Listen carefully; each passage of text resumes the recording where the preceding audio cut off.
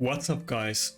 So finally the fusion is over and I can take it chill again and focus on other stuff.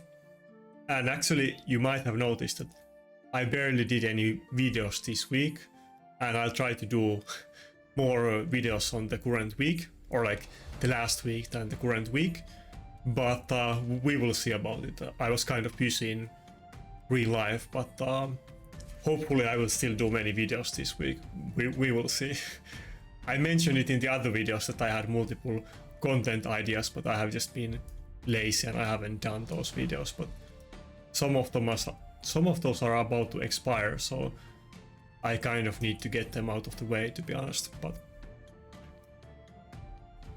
as far as the live arena fights go, I'm definitely just gonna keep going on with pretty much the same strategy as in my last video. I think that strategy is definitely the best one that I can do, and there's no reason to try fix something that isn't broken. It's not like I can beat every single team, but I can beat quite many teams, and then sometimes like I might pick the wrong team and it might still be possible to beat them if I just pick the better team. But the core team is gonna be pretty much the same, like UDK, Wukong, Rotos, Helicat, and then either Python or Duchess.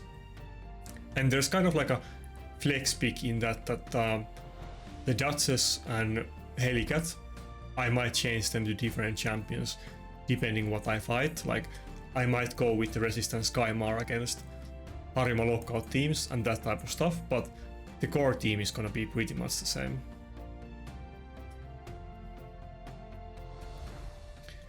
Okay, we're starting out with a very hard fight, so let's see how this goes. I mean, it's a hard fight, but I did get both of my main Nukers, so I'm not gonna have to slam with Staltus on this one, so maybe I can still do okay. I also noticed that since I went back to polymorph on my Staltus, I mean, not Staltus, Helicat, I was running him in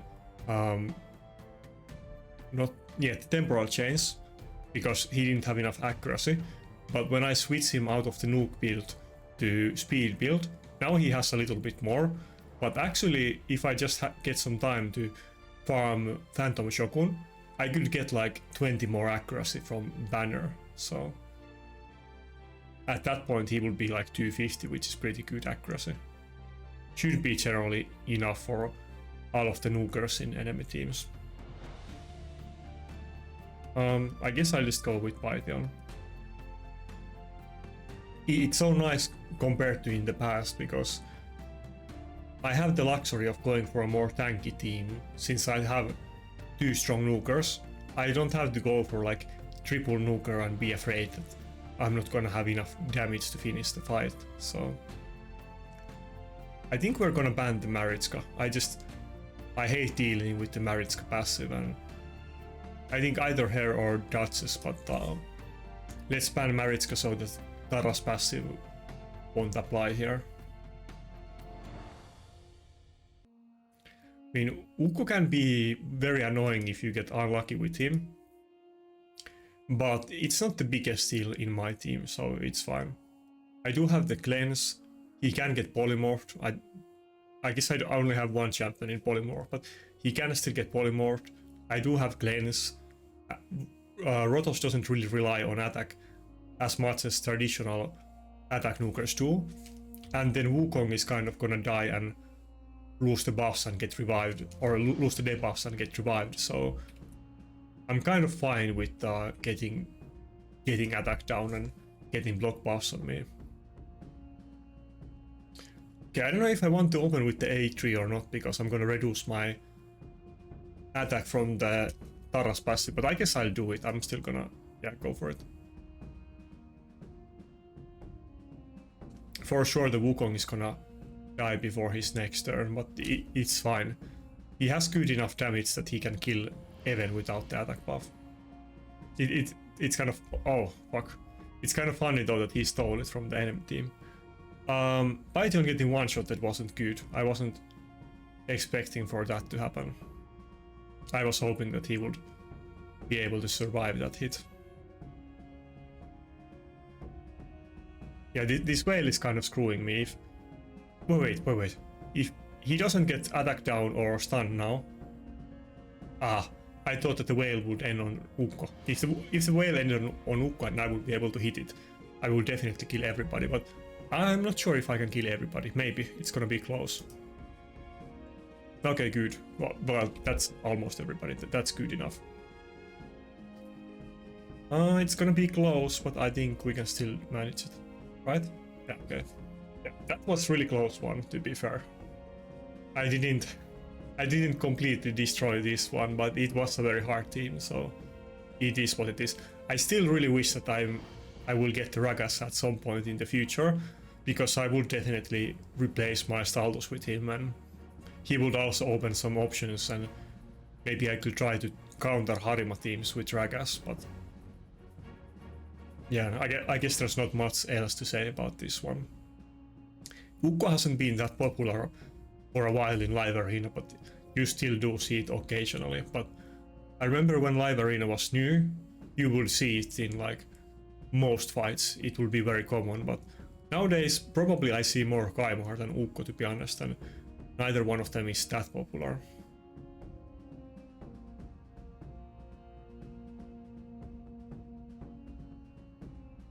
I think I have fought against this guy before, but I don't really recall exactly what champions he uses, but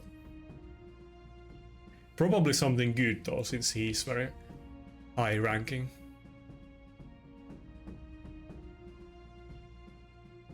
But like I said in the past, it's kind of backfiring to me that at this time I'm so high points that there isn't really any easy fights for me, and generally I'm outmatched in most of my fights, and I'm barely able to cheese it because Wukong is so good. That part is kind of surprising to me. I'm probably slightly biased because I'm picking him in every fight, so because of that, enemies don't get him as often as they otherwise would. But every time I see enemy team Wukong, every time I see enemy team pick Wukong, which still happens fairly often, even though I try to pick it every fight, but it's always support build. It's very... I think I've only seen Nuke builds a couple of times. I don't know what's up with that, because I do agree that he's very good support as well, but I would assume you'd see like 50-50 or something like that, because I would definitely say he's one of the best Nukers in the game. If it wasn't for Harima, he would be like totally like dominating the meta, but Harima is the one thing that is kind of keeping him in check, or UDK as well, but Harima is still much bigger issue than UDK. If you can just survive until the Stone Skin ends, you can still easily one-shot UDK and destroy the team, but that's not the case with Harima. Okay, am I still gonna go with the same team, or should I try mixing it up? I don't think Kaimar is gonna be good, because Siphi is gonna... Like, I won't be able to CC Rotos anyway because of Siphi passive, so let's just go with the same tanky team, but I might have issues with damage in this one actually. It depends what he picks, but I would hope that if he doesn't pick Lockout, I'm gonna ban the judges, I think. Or it's a hard choice, but okay, he picked Lockout, yeah. And I think he's gonna ban my Staldus, and if he does, then this fight is pretty unwinnable. Okay, he didn't do it. Maybe I still have a chance. It's gonna be a very hard fight though. Yeah, that's why I was thinking about picking Kaimar as the last option, but outside of the possibility that he would pick Lockout, which he did, I don't know if Kaimar would have been the best option here, but in this situation I guess I should have gone with Kaimar. I mean, Kaimar isn't the perfect counter to Lockout either, so it would be nice to have something even better than that, but there isn't too many ways to do it right now. Basically, it's outspeeding them or using something that doesn't, like something that can kill with A1, like Candy, and yeah, that's pretty much it. Or something like more to a Rotos that can kill even, like Mortu will kill with his passive, and Rotos is gonna get their cooldowns back, so it's kind of similar as Candy, but not quite the same. Should I do the revive here or not? I think I'm gonna cleanse actually.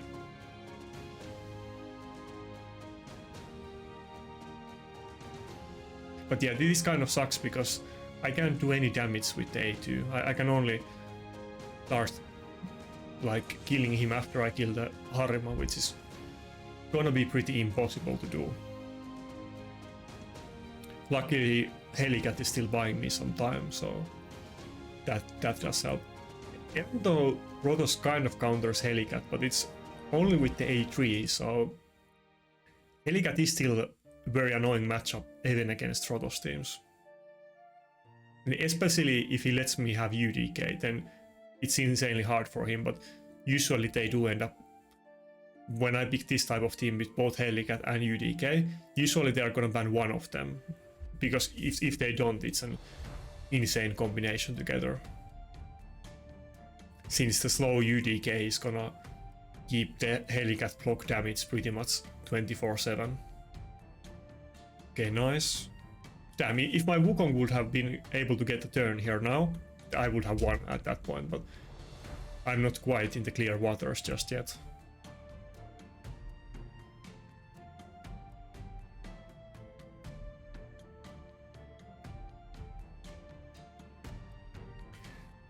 In the last fight that Taras did insane amount of damage. He just one-shot my Python from full HP. Usually he's able to tank a hit, but not that time. Okay, nice. The Python cleanses are coming in clutch though. He's always able to get it just in time before the Staltus turn.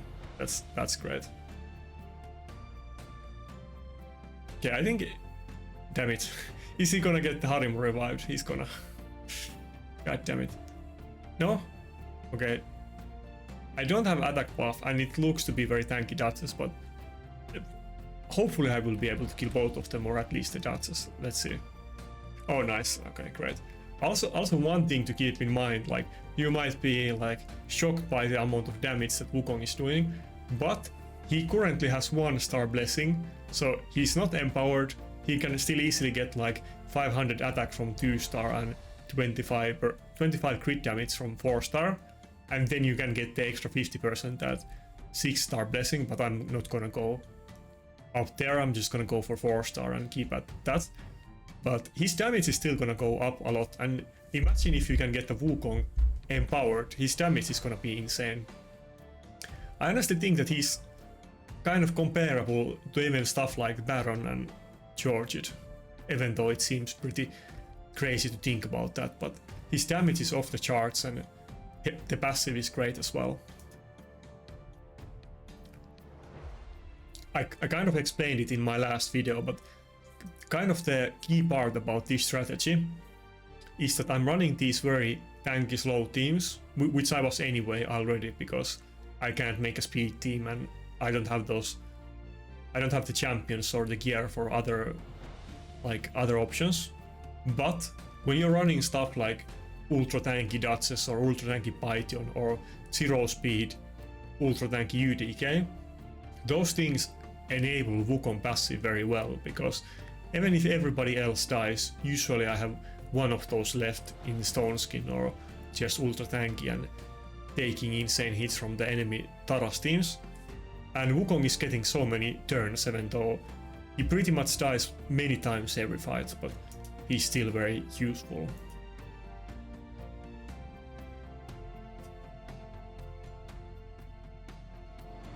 It's a very unique passive. I do like it a lot.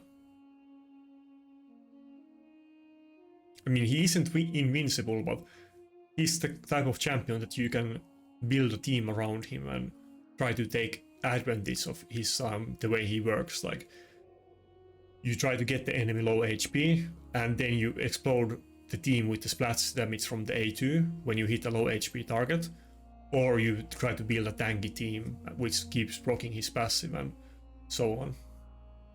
Okay, it's a shortage speed team. I do struggle against these a lot. These are often harder to me than Tara's team, so we will see how this one goes. I did build my Helicat in reaction, even though he's insanely fast, just for these matchups if he's running double turn meter booster and charge it, but it's pretty rare that the reaction on my Helicat is actually relevant. But actually in this fight, maybe I will go with Necret instead of Python.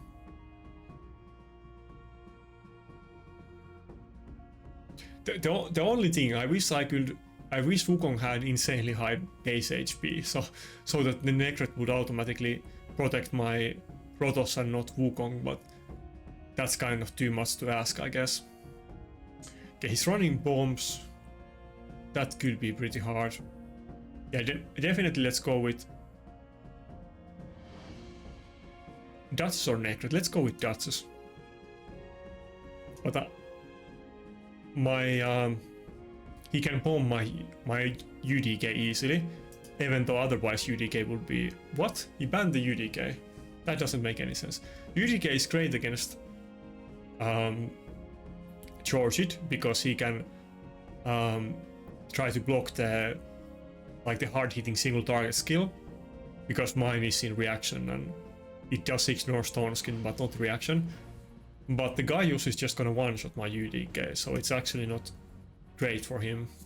And he probably should know that UDK is gonna be in Stone Skin, so I'm kind of surprised that he actually banned it instead of something else. I would have probably banned my Duchess in this fight, but maybe he isn't... he doesn't know the type of builds that I'm running, because my Duchess is definitely tankier than your average Duchess. I mean, he can still one-shot it with Charge It. It depends on his gear too, and if he procs the passive or not. That's why lots of people hate... Lots of people hate running Charge It, because his passive is so RNG, and every fight is a coin toss if you proc it or not. He definitely didn't proc the passive right there. I'm pretty sure that was a crit. If it was a crit, then he definitely didn't, but maybe it wasn't a crit, but I think it was a crit. My Helicat only barely survived it though, but if he was built for damage, he definitely wouldn't have 70k HP. So this is definitely distinct from the Nuke build that is much more common on Helicat.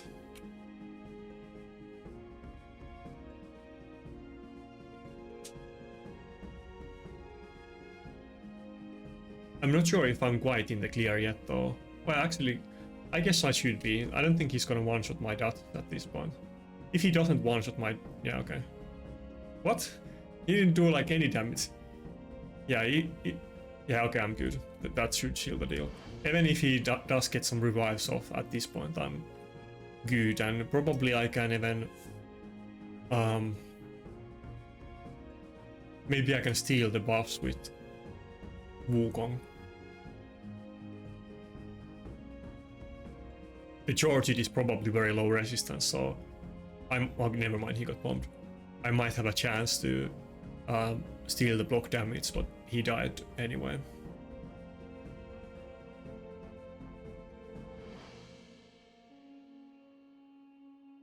It's kind of... sometimes people have no idea what I'm running if they're not familiar with my videos, because my builds are a bit unusual and they're always not the standard builds that people run.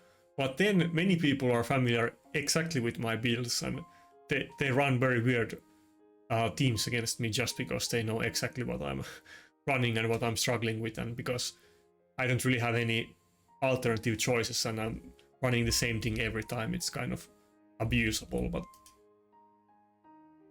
this fight is going surprisingly well. Well, George is gonna still end it on next turn, but if he doesn't get turn meter boost... ah, damn it. That turn meter decrease from Gaius was really bad. Ah, goddammit. I was gonna say that if my Wukong gets a turn before Charge It, I would win, but now it's looking pretty bad. Everybody sees it and has attack down, and Wukong isn't gonna get a turn again.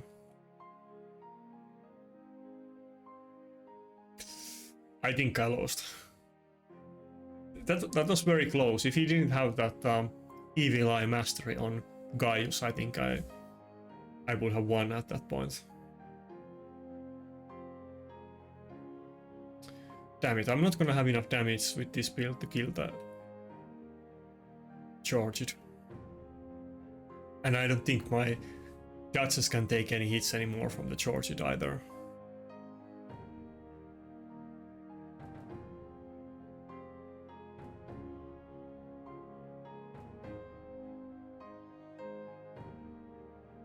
Well, it was the close one, but I think we lost it.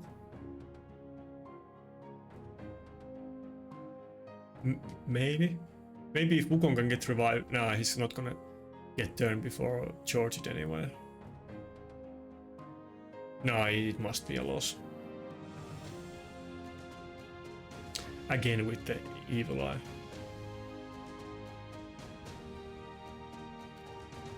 Yeah, I do always struggle with the charges. The funny thing is that if I had Harima in this fight, he would literally have a 0 chance against it, so that's why I would say that Wukong is better Nuker in Live Arena. I mean, they both struggle with Harima, but Wukong still has his passive and he can survive and get back to the game if you're able to kill the Harima, but Charge it is gonna get one-shot pretty easily, and it's even harder for him to deal with Harima teams. I think Charge it has like 13k base HP or something ridiculously low. like the same base HP as Rotos, except he scales both from attack and HP. And has the passive.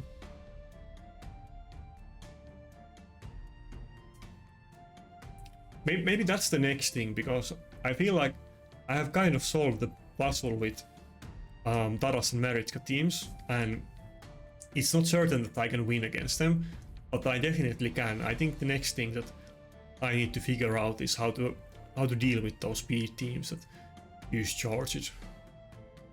And the Harima teams, of course, but I guess those two are my next projects that I need to think about. I'm not really sure if there is really anything that I can do differently, but maybe there is.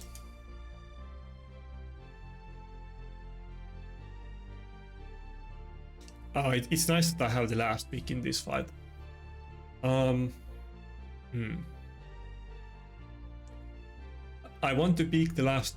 I want to leave the last pick open if I want to choose Kaimar if he goes with Warlord. So I'm thinking I probably should go with Python instead of Helicat. Because if I pick the Kaimar, I'm not gonna get revive otherwise, and probably I want the revive more than. No, let's go with Helicat. Let's go with Helicat. Let's try this.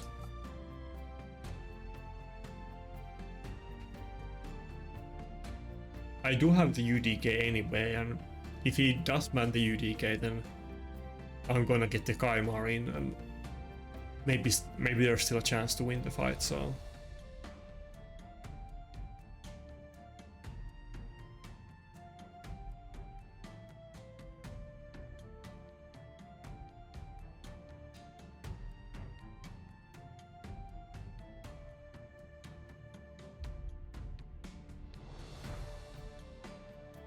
He is pretty high points. I'm kind of surprised that he doesn't have Aras in his team.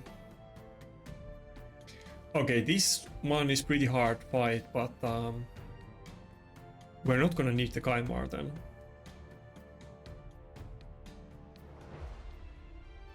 Yeah, I guess I'm just gonna go against the Charge it and ban the Harima. I would suspect that he's gonna ban my Python, but let's see. No, he banned the UDK. He can definitely one-shot my Python, but he is also in Stone Skin, so he can't do it with the AoE nuke.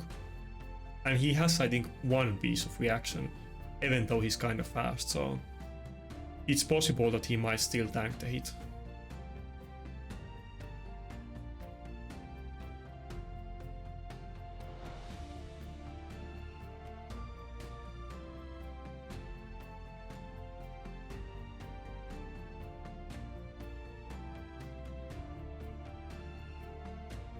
I'm kind of surprised that I went before the Georgid, considering that he's running double turn meter boost.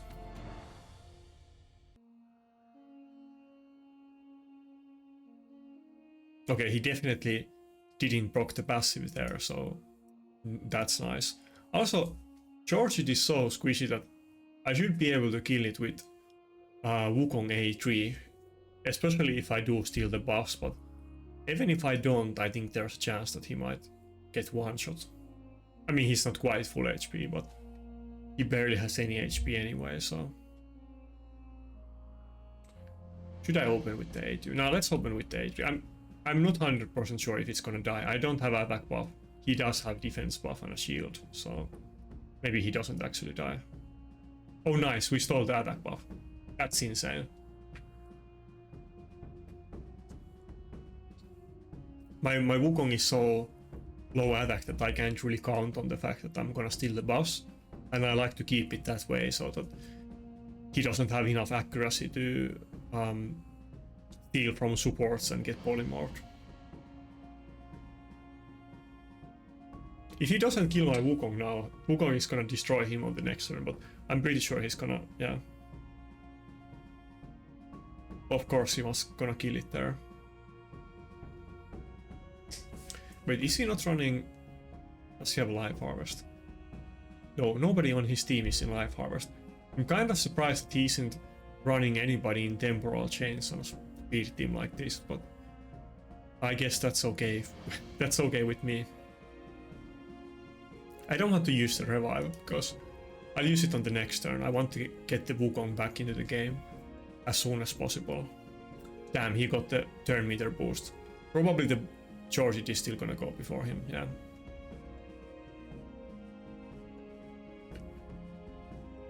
That's kind of the issue here now, that I don't have a Duchess, so when I revive something it's not gonna be with Whale up, so it's not quite the same.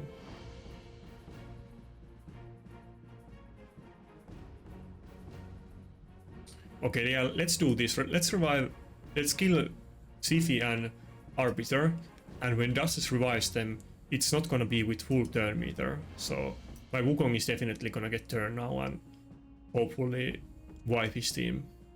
It is with without attack buff, so I'm not 100% sure, but I think if I proc Helm Smasher, it's gonna kill all of them. Yeah, nice. You love to see it. Imagine that Wukong is a fusion champion.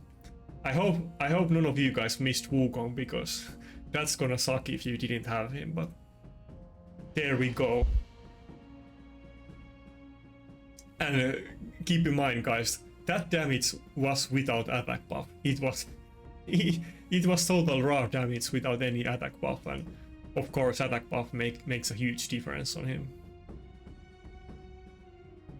It's like a little bit more than 1/3 more damage. Not quite like yeah, like normally it's maybe like 180 to 200k, and then it's like 300 to 350k with the attack buff. Yeah, assuming that they don't like have Bast and Harima in the team.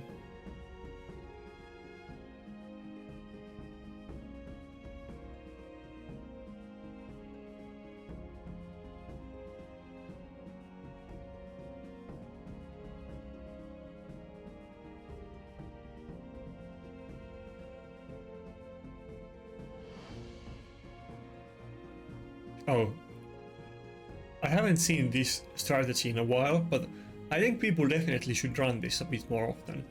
When he picks double lockout, it's gonna make it very tricky for me, because of course I'm not gonna, even if I ban one of the lockout champions, he's still gonna have lockout in his team.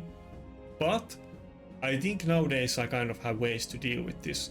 I could go Gaimar, maybe I could even go with Mortal against him, so... If I go with both Wukong and Rotos though, do I really want to go with Mortal at that point? Well, let's do it. If it's just Warlord, let's say that I ban the Yumeka and he has the Warlord, then I will take AoE damage if he wants to lock me out, but he could just choose to not do it, so I probably shouldn't do it. Okay, and it's not gonna be good against Harima anyway. He's going with 2 Nukers and 2 lockout champions, so his team isn't gonna be tanky. As long as I can survive for a bit, I can beat this one.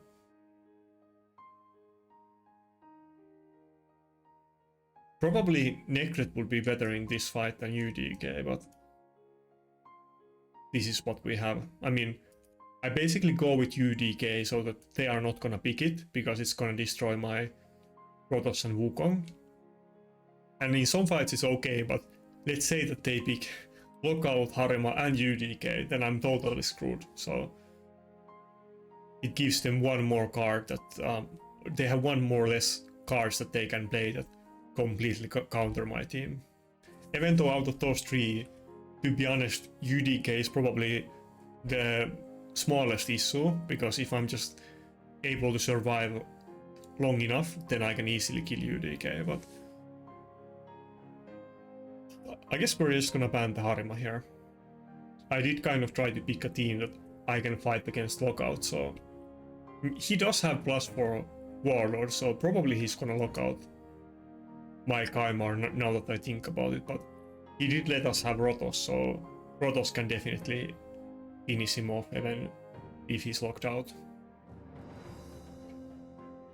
Python might have actually been better here than Dutch, because nice, we did resist it, because Python A1 would heal us a lot even if he's locked out. I'm kind of surprised that his +4 Warlord didn't lock out my Kaimar, but thank God for that. I think that pretty much sealed the deal. I don't see how we can lose at this point.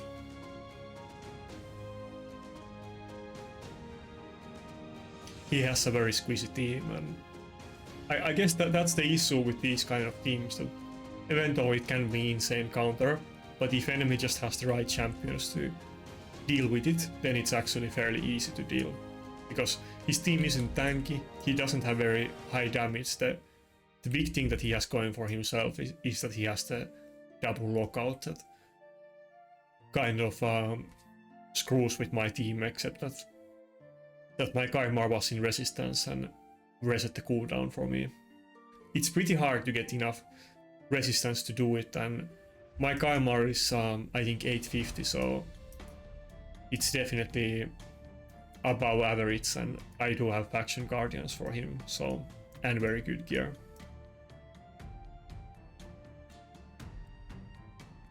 Oh yeah, and I'm using the new set.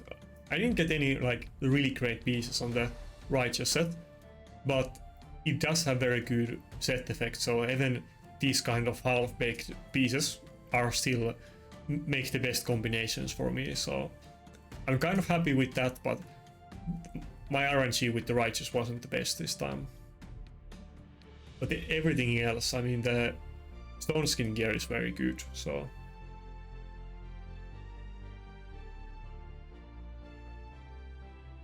it's otherwise very insane set, except those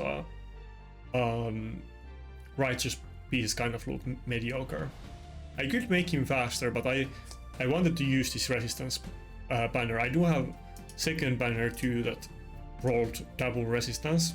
I think that one had more speed. Yeah, that one. But I'd rather go with the reaction one. He can still get one shot by George it even through Stone Skin, so it is good to have. And I guess it does have a lot better substats outside of the speed, but that's not really the reason why I picked this one. Wait, what was the total number of resistance I had? Yeah, okay, 841.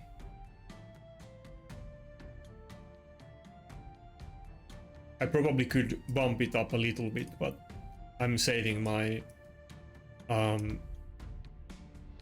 my gloops for later if I get really insane pieces. I don't want to waste many 6-star gloops on half decent pieces at this point, so pretty much only if I get triple rolls on resistance.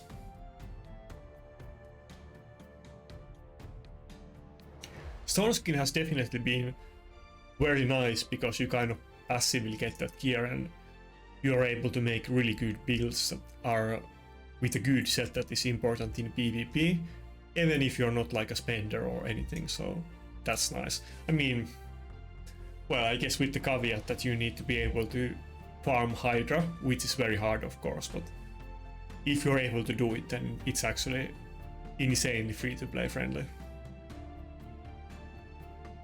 And you can farm Hydra if you play this game long time, but it's gonna be a long time and it's not gonna be easy, so... But in the end, I mean, I was able to do it even before Acresia, but it's way easier now with Acresia. Now I can auto it, but before I had to manual nightmare every week, which was a nightmare, so...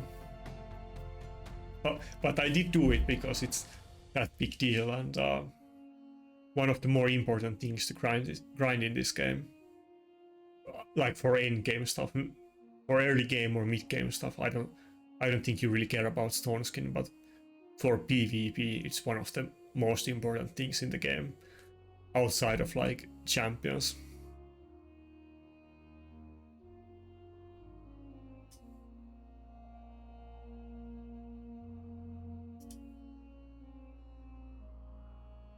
He did pick Helicat, so maybe we're gonna go with Wukong or Kaimar in this fight.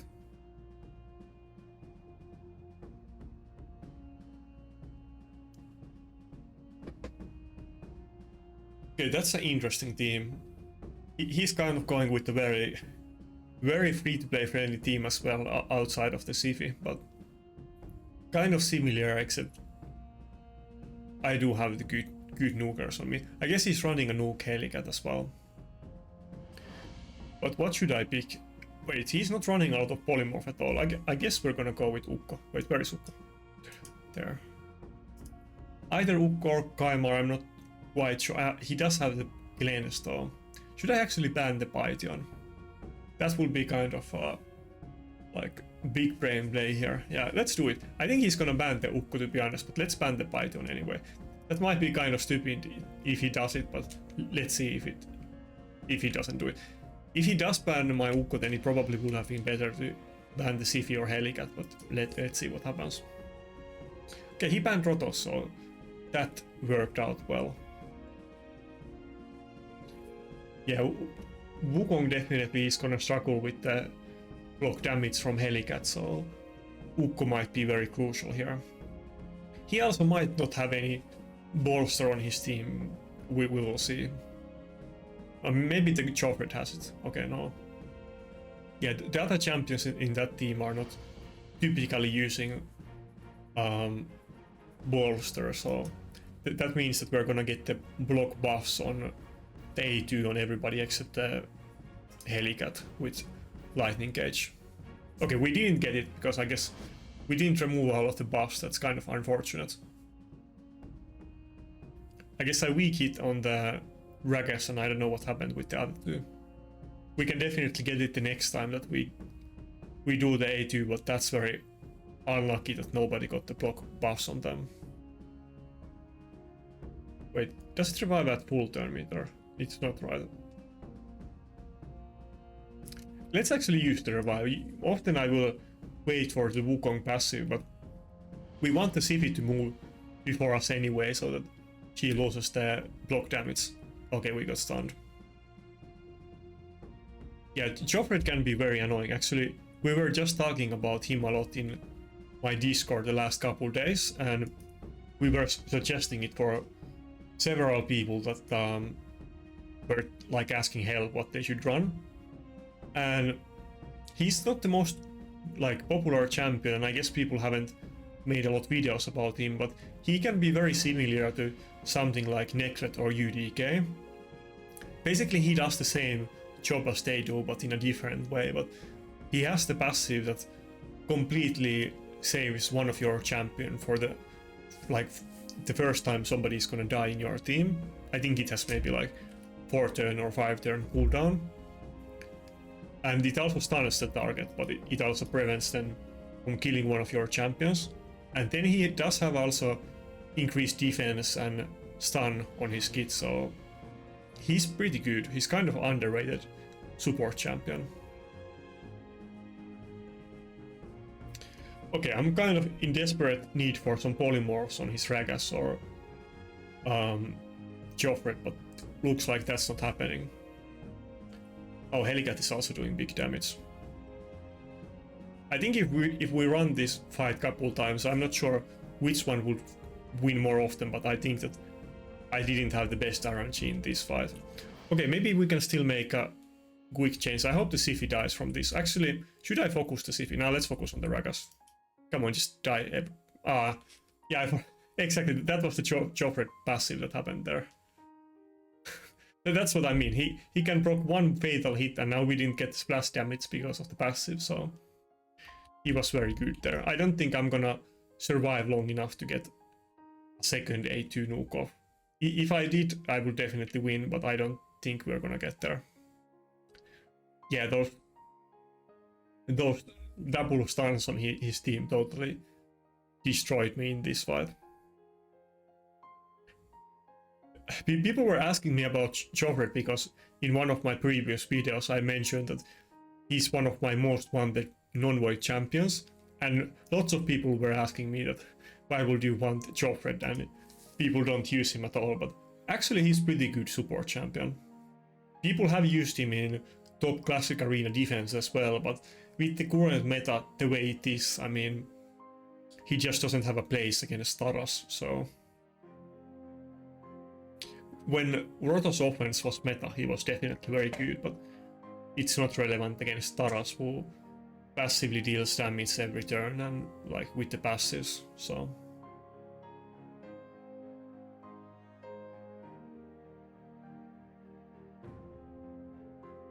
Okay, we got a very high point opponent. He definitely does have a Harima. I have fought against him before, and the lockout, so probably we will have to go with the Kaimar strategy in this fight. I think he probably has here +4 Warlord, so if he pulls it out, then I don't think our Kaimar strategy is gonna work against him.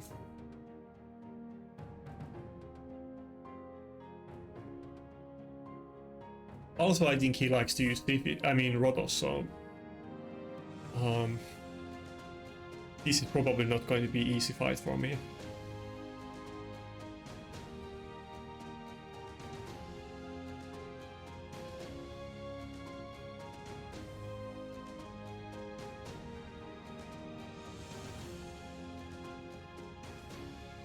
Yeah, okay. Maybe he's gonna go with double lockout as well. That would be kind of interesting to see that strategy twice on the same video, but probably not. Yumeko and Rotos have very good synergy because Rotos has low cooldowns and Yumeko is basically gonna do the job of Warlord and Kaimar at the same time for him, so. And also my Kaimar is not gonna be good against Yumeko because her lockdown is on lower cooldown.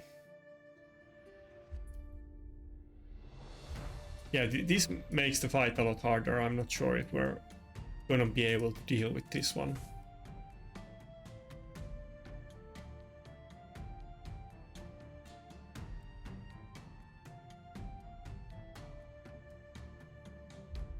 Yeah, that's a terrible matchup for me, and I'm 100% sure he's gonna ban the Wukong anyway, just so that I don't have enough damage to kill his team, so it doesn't really matter if I survive it or not, but I'm not gonna have enough damage to kill his team, sadly.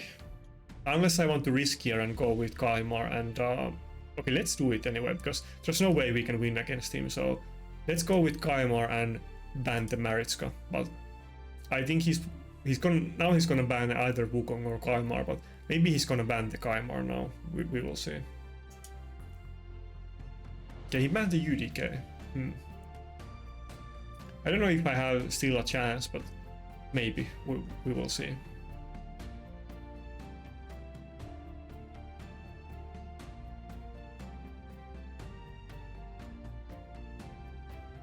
I mean, if I get to do one turn with Wukong when he has the A2 out of cooldown, I will win the fight at that point. So, okay, that's kind of bad thing, because now even if we rest the cooldowns, he's not gonna, like, Wukong is dead. So, okay, unless he laps me here multiple times. Hopefully he moves. Okay, good. Nah, he's just gonna die again. Wait, we got locked out anyway. Damn, I was hoping that we wouldn't get locked out against the Yumeko, but we did.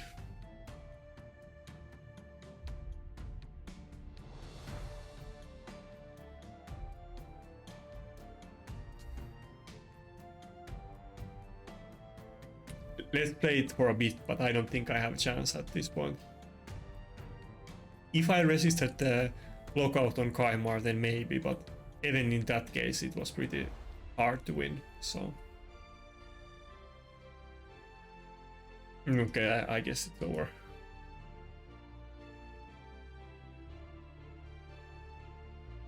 Yeah, lockout is pretty broken. I used to complain about it all the time in the past, but now I have been kind of...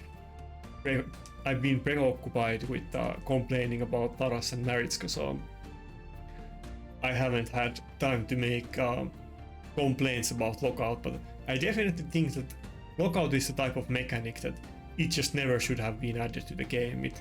It kind of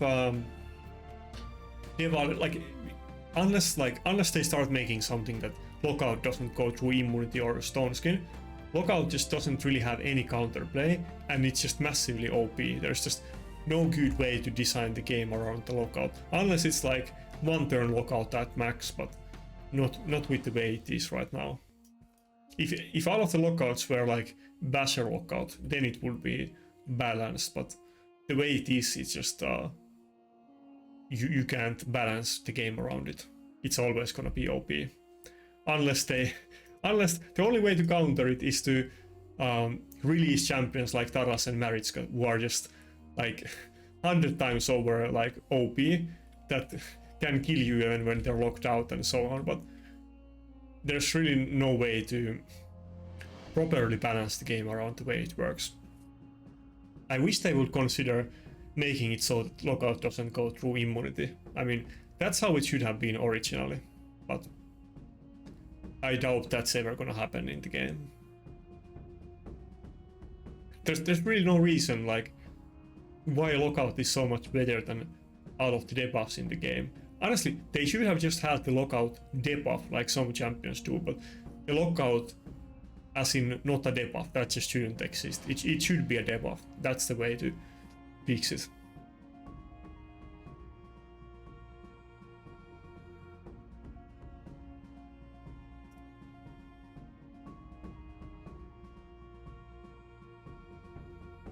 Even still, it would be very strong on Yumeko and Warlord, but at least then you would have to either outspeed the enemy or have a buff stripper, but I think that would make a lot more sense.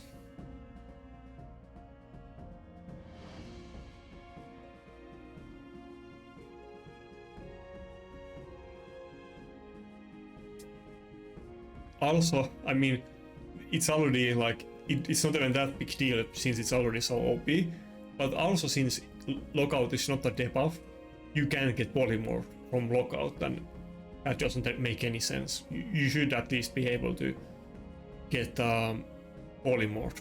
I mean, they should just add to polymorph, or if you get locked out, like polymorph can proc from debuffs and buff strips, and it should also be when you're locked out. That wouldn't really be a counter for against lockout, but it would be kind of a check, so even that would be better than the way it is right now. That would at least make the lockout kind of unreliable at some times, and not just blanket counter against everything possible in the game, like it is right now.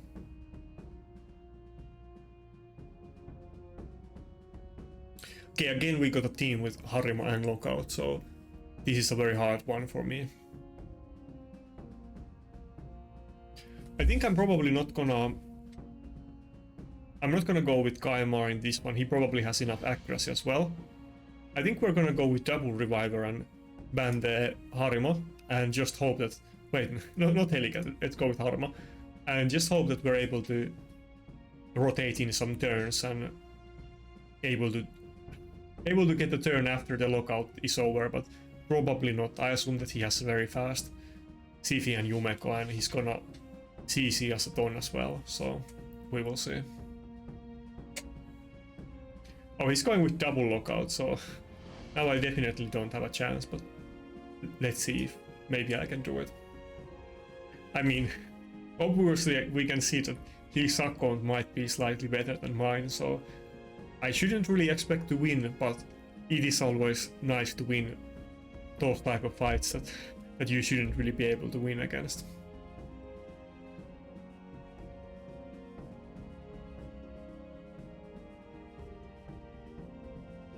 I've mentioned this before, but I literally couldn't make any champion on my account +4, even like a really bad champion.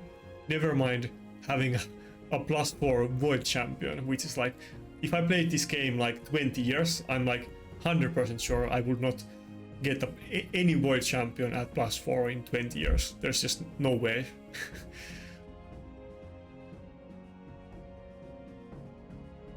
I mean, at this point I have pulled 8 void champions, so you need 5 of the same specific void champion, so that's not gonna happen. I wonder how many void champions this guy has.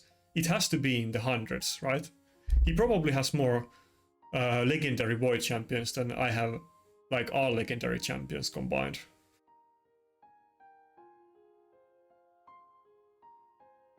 Maybe if Rotos gets extra turns, we have a small chance to win. I feel like he kind of made a mistake here.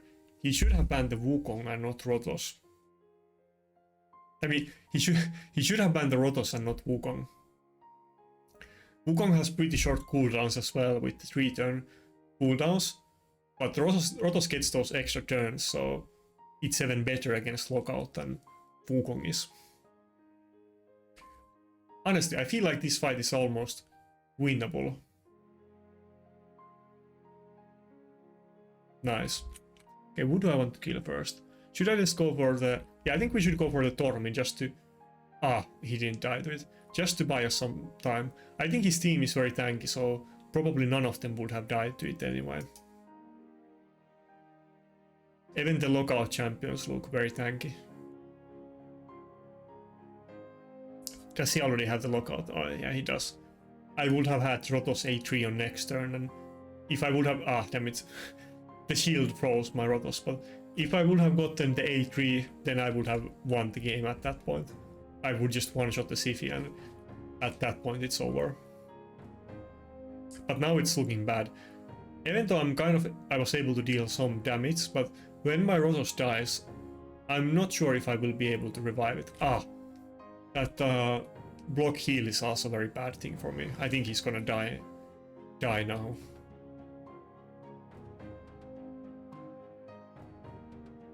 I don't know if my Python is fast enough to get his revive back up before he gets locked out again.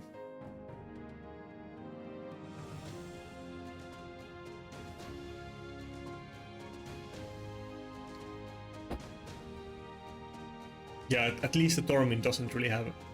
Ah, we got our turn meter reduced again. The Tormin doesn't have very high damage, but... I don't know if that's... I don't think we can win him even despite that, but we will see. If I just can get one A3, then I can win, basically. If I just have like a streak of extra turns, then... Oh, okay. Come on. Just give us one... Well, actually, we're gonna go for A2, yeah. I don't want to risk it like that. At least we bought a little bit time for Rotos and increased his survivability, so it's still good for us. And now Tormin is easier to kill next time when he gets revived or if the freeze ends.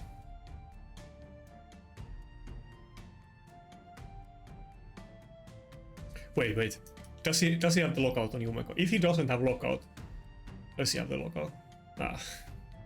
Same thing as last time. If he didn't have the lockout there, I think we would have been... We would have had the A3 and we would have won, but not just yet.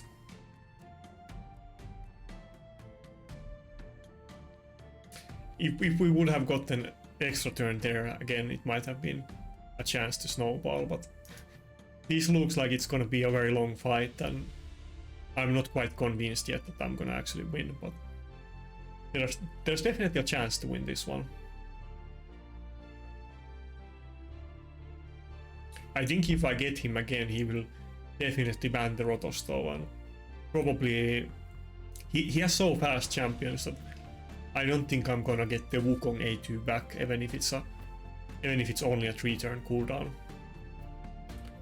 I don't think I can kill the Tormin, but I probably can kill the Yumeko, so maybe I should go after the Yumeko. Okay, I wasn't quite able to kill it.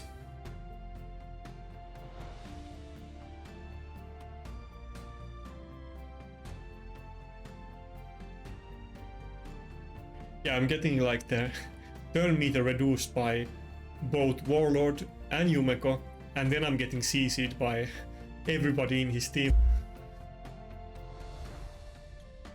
I don't know if my Duchess has even gotten a single turn in this entire fight.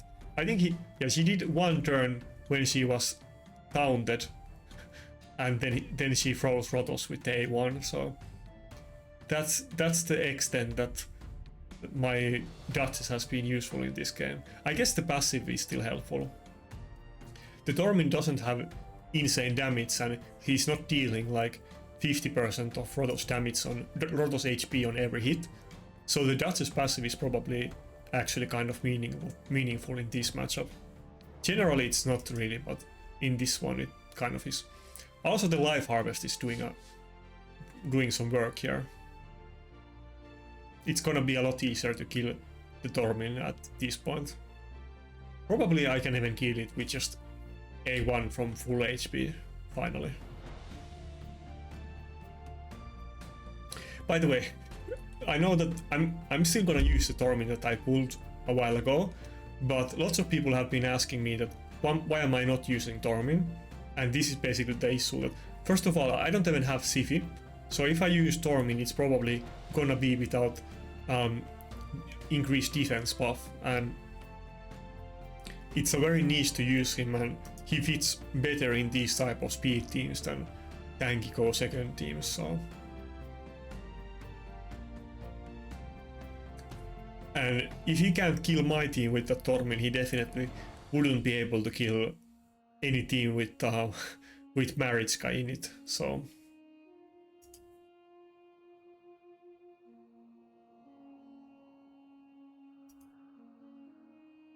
I guess if we just slowly keep killing the Yumeko and Tormin, that are kind of both, they are the two squishiest champions in his team, and to the point that they are so low HP that we one-shot them, then eventually Rotos is probably gonna get a turn where he can do the A3, and at that point I'm gonna win. But probably he's gonna do the Yumeko lockout again.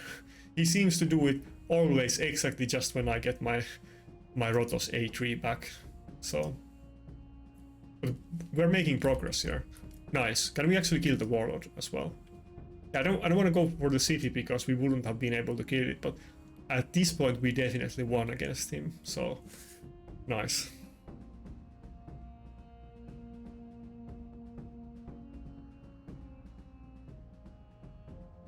I mean, he's definitely using a bit unusual type of team, but I think nice, we got that as well. But I assume that he picked it because he was thinking that this would just insanely counter my team, but we were able to work it out. I have been playing with the same champions a lot, so of course sometimes I get some new types of teams or something that I haven't fought with, and I don't know how to properly counter it, but this is something that I have met many times before and I'm used to it. The only issue here is that I think if he banned the Wukong if he banned the Rotos instead of Wukong, I don't think I would have been able to beat it, but it would have been a lot longer fight. It's kind of the same deal in that fight, that if I ever get the Wukong A2, then I would instantly one-shot his team, but it will be very hard to get a turn on him or get a turn when his skills are not on cooldown. So, but nice.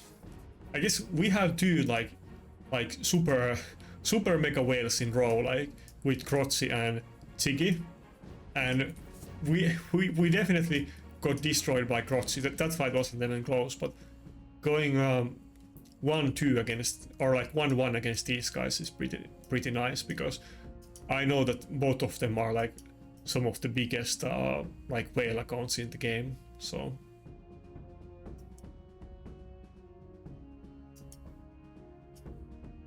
wait, what's the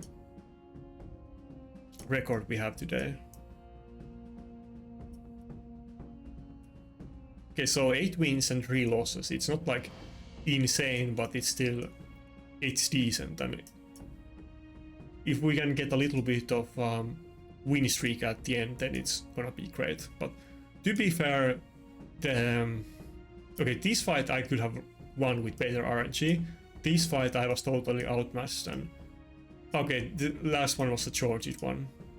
I just struggle with this matchup. I don't know if I really would have been able to beat it with any other setup either, but I guess the teams that we lost to were pretty hard ones, and we did win against some very good teams as well.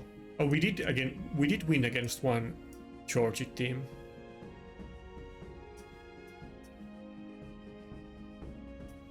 Definitely the 2 champions that I have lowest win ratios against. This might be shocking, but it's not Taras, it's gonna be Harima and Georgid. I think those are definitely the 2 champions that I lose most against, but Maritskas are often in those teams too, and out of the support champions, I think Maritska is definitely the worst thing for me, often even worse than Lockout is.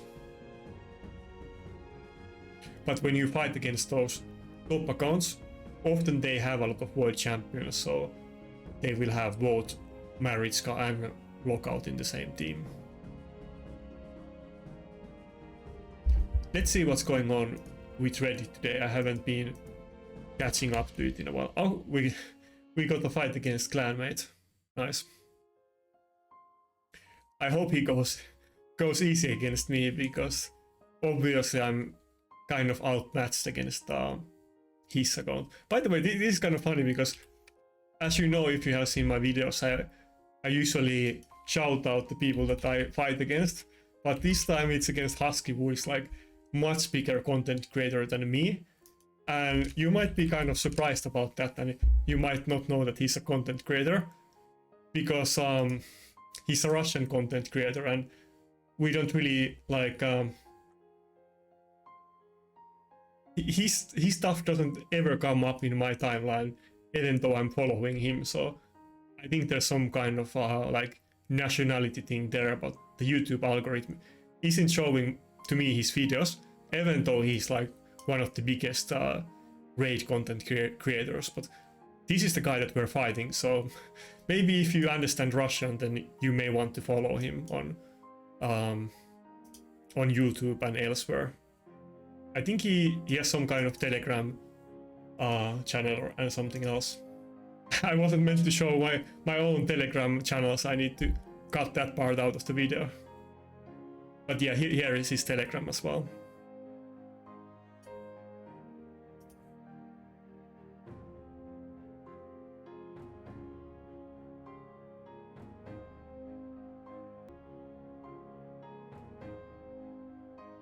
Okay, I need to remember to look it up after this video, but I accidentally showed my own Telegram 2 times now, so I don't want to show those conversations or the groups that I'm in.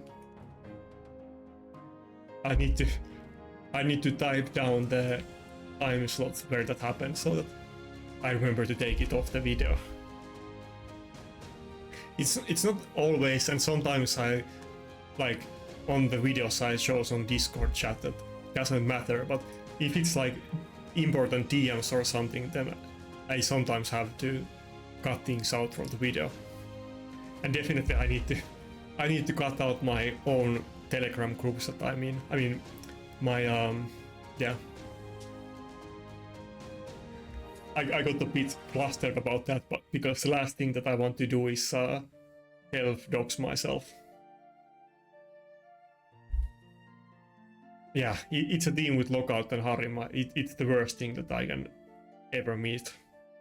And I guess the last champion is gonna be Marriage Gun. We're definitely not gonna be banning it either, so I guess we're gonna go with the Hail Mary and see if I can resist his lockout. But the Yumeko lockout is lower cooldown, so even if I'm able to do it, that doesn't mean that I'm gonna win. And his team is gonna be insanely tanky, and he's probably gonna have enough accuracy to lock out my Kaimar anyway, but let's give it a go.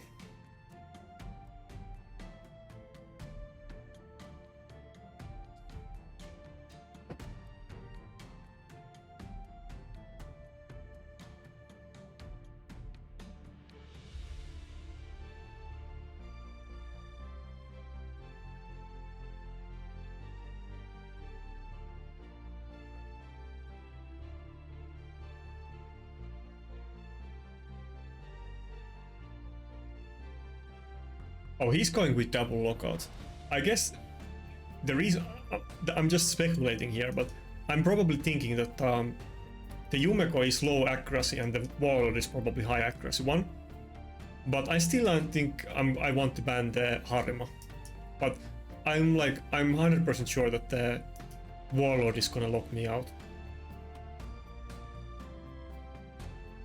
He does have the empowerment, and it's much easier to have accuracy than resistance because you have the 42 advantage with accuracy, so and you get more accuracy from masteries than you get resistance, so you basically need to have massively better gear than the enemy if you want to resist against something, and I'm sure he has probably better accuracy gear than me. So, oh, we did resist it, nice. Maybe we got lucky there, I'm not sure, but yeah, I guess Wukong is gonna die and he's not gonna get the cooldowns reset, but maybe Rotos can do some work. He does have the whale up though. I guess we're basically not gonna be able to do anything with this. I think my Rotos is still just gonna die before he gets to do anything. Oh, nice. That's perfect timing. I wasn't expecting that. Maybe if my Kaimar can get the turn now and then Wukong goes, maybe that's a good thing. Too bad he has the whale up though, but I guess we should go for the A3 even if it does reduce our attack, but let's see how it goes. Nice, we got the Warlord. Maybe it's still winnable. It's almost winnable. I don't know what happens. I think he should A1 the Wukong now. If he doesn't do that, I think I might actually win. Okay, I think he made a mistake there. I think my Wukong is just gonna destroy his entire team. If Wukong doesn't get locked out now, he's probably gonna kill any of the Taras. He has attack buff on himself. Oh, please no lockout, please no lockout. Nice.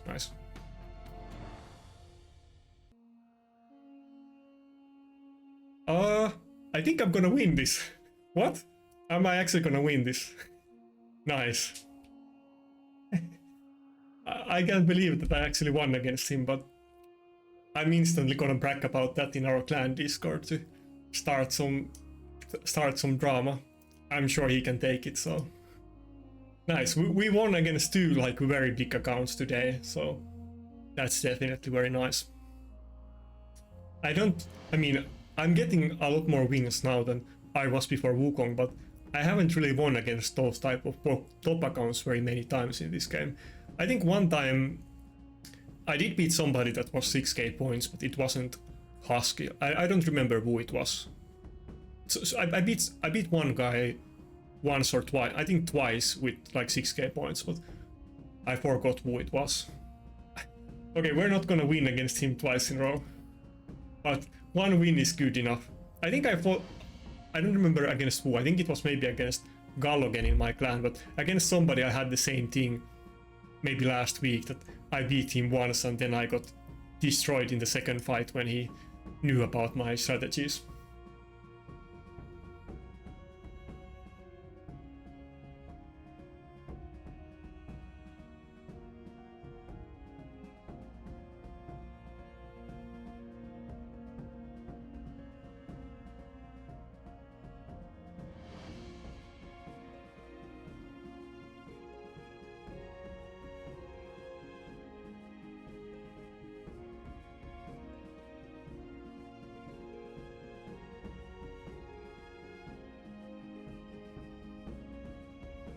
Anyway, like I said in the last fight, maybe you speak Russian or are Russian and you don't know that he creates content, and maybe you want to look it up.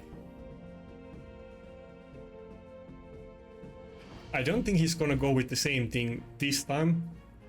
And also I'm not quite sure if maybe I got lucky in the last fight. I don't know if my Kaimar actually has enough resistance to easily resist his Warlord.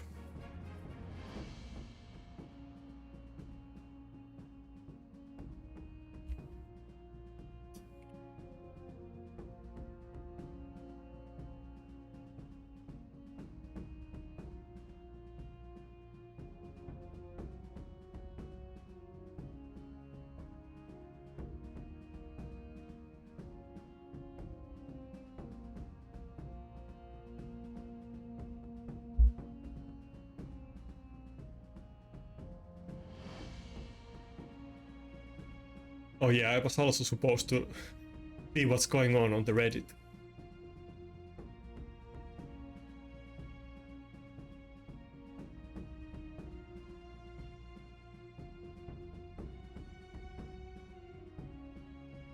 Okay, so he's gonna go with the exact same... No, not the exact same team.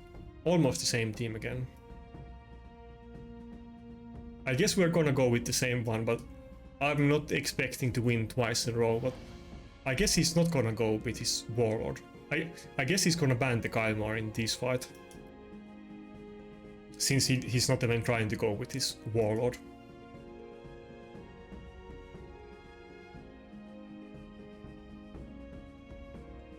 Hopefully I can survive long enough with Python in my team, but we will see about it.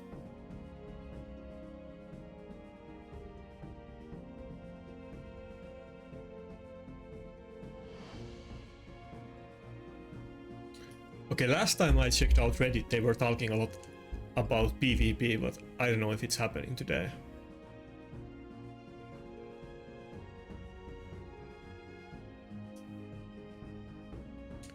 Yeah, we're always gonna ban Harima. I kind of realized, or I knew about it before, but now that I have two good nukers, definitely, like, between Harima and UDK, I'm always gonna ban the Harima, not UDK, because even if UDK might like block all of my damage for several minutes, but if I'm tanky enough, then after that I can win. But against Harima I can never win unless she's dead, and it's pretty hard to kill her with ignore defense champions that have low multipliers, and probably they're gonna ban my other nuker anyway, so that I don't have enough damage to beat them. So it's kind of doable with Rotos sometimes if the enemy team is not having enough damage, but only with Rotos, not with Wukong.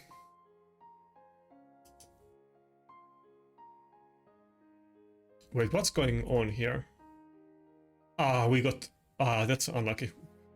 We got Polymorph. I guess that probably seals the deal for this fight.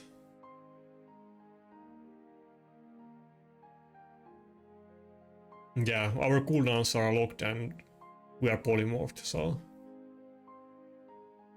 Probably he's gonna die...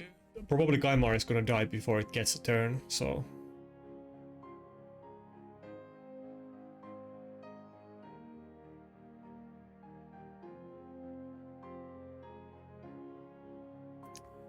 Yeah, I guess he does have two 6-star polymorphs in his team, so...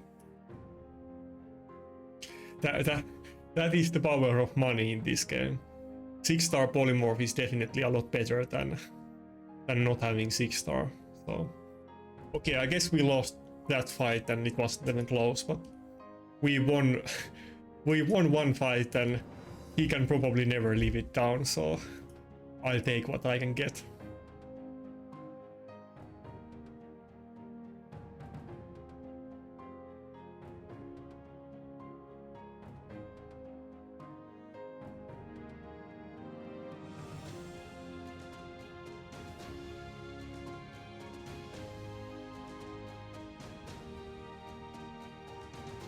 Okay, I guess this fight is definitely against one of my viewers, so this will be interesting one because he's definitely familiar with my my teams.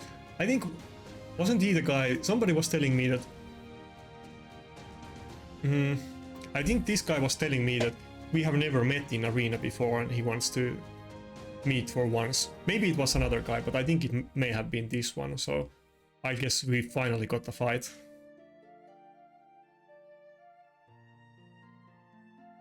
I wonder what he's gonna do, since he for sure knows my strategies. He didn't go for like Rotos or Wukong first pick. But I mean, I guess he got the Duchess, so I'm kind of expecting for him to pick some of the same champions that I tend to use. No? Okay.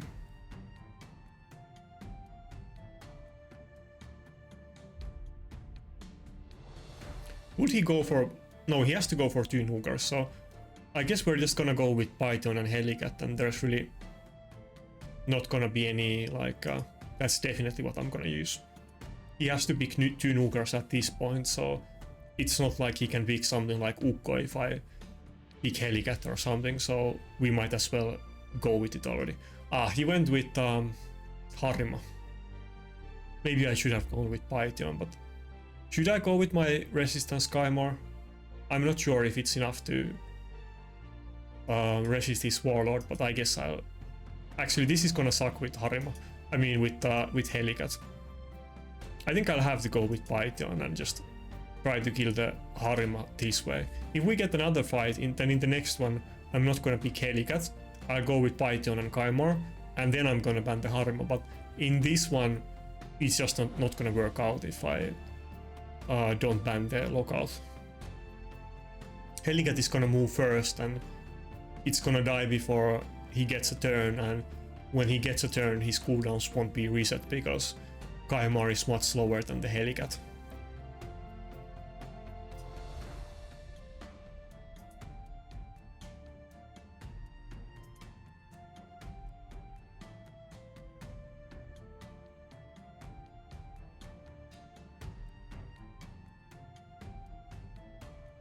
It's definitely gonna be a very hard fight though, because as I mentioned before, I'm basically not gonna be able to deal any damage unless the Harima is dead, and it's gonna be pretty hard to kill Harima, so... And like Taras is definitely gonna kill my team eventually, so it's not an easy fight.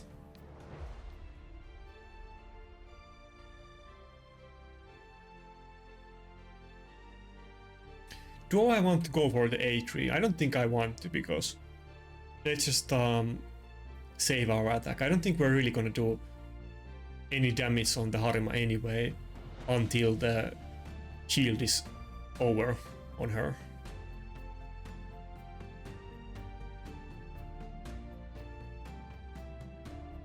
Yeah, we're just gonna have the hope that I'm able to survive many turns now.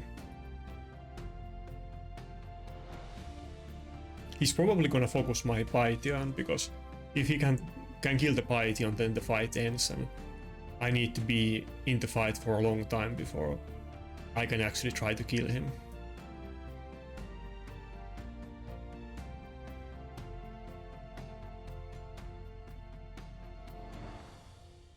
Yeah, maybe it was a mistake after all to go with the early Helicat. I should have just gone with Python and then picked the Kymor since he picked Harima.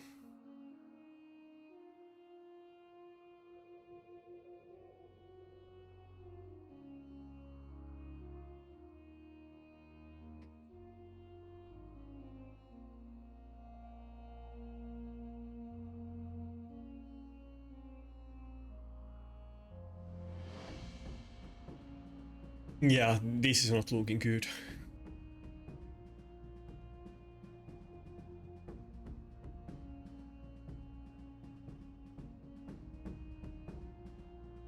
Okay, finally the shield is over, but he's gonna get another shield very soon, so...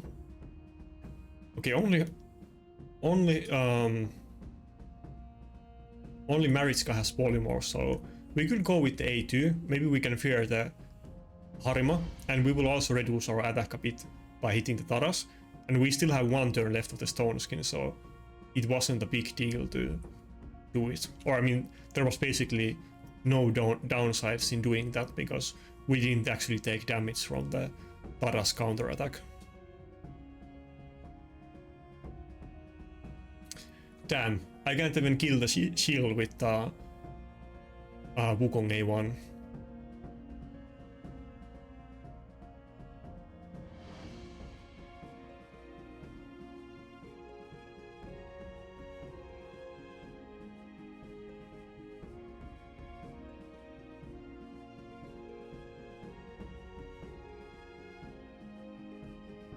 I probably should be going for those A3s, but if I do that, then my Wukong is not gonna have any damage because of the Taras passive. But okay, I guess we lost this one. The only way that we would have had chance if we went with the Kaimar and Python, but it wasn't an option, I guess, at that point.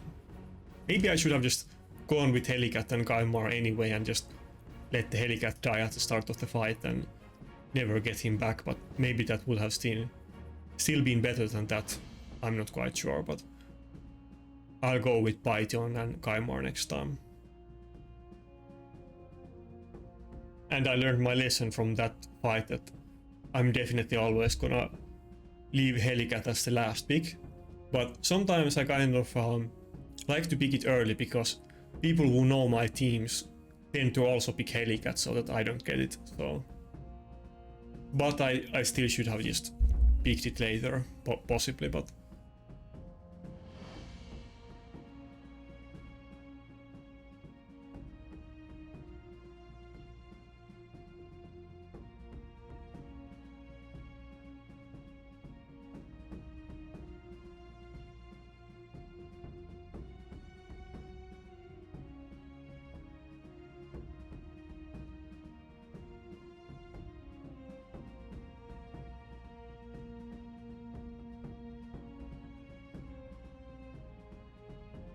you don't see that much Ursuka in any type of arena. Like, I guess you see it in TAC, but not really even in classic arena anymore, which is kind of shame because she used to be one of the top champions, but the power creep is so big that she is kind of never used nowadays.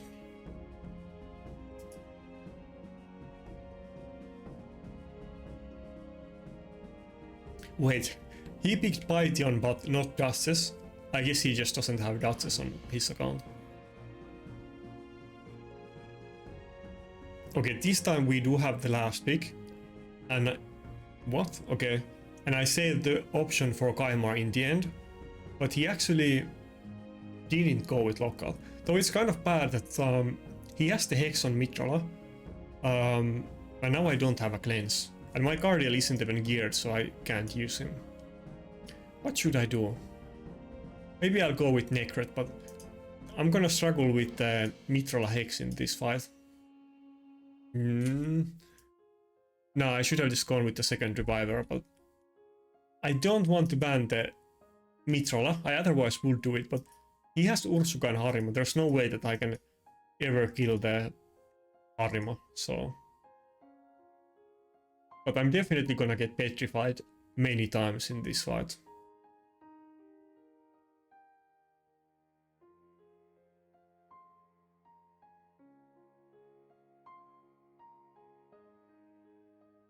I don't know what I don't know what's its name even.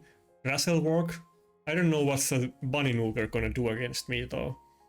I'm not too scared of it, but I'm mostly scared of the Mitrala Hex and Petrification. I mean, we do have the immunity from Duchess, but it's not quite enough to cover it actually, so we are gonna have some issues here. Ursuka probably still has reaction, so I'm just gonna do the A1 and not use any skills. Well, actually, maybe it's okay.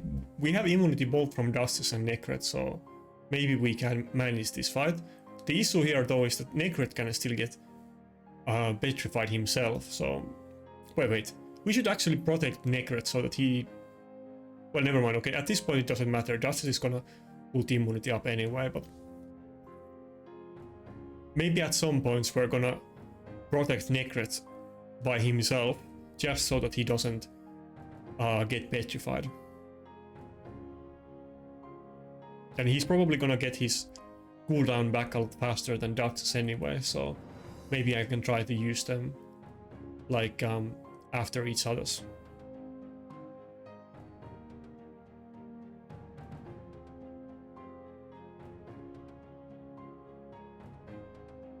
Do I want to use the A2 already? Maybe I should save it one more turn. Nah, let's just do it now. He doesn't have the defense buff on Ursuka, so... But he's still with strengthen and very tanky, so I'm not sure if we're gonna kill it.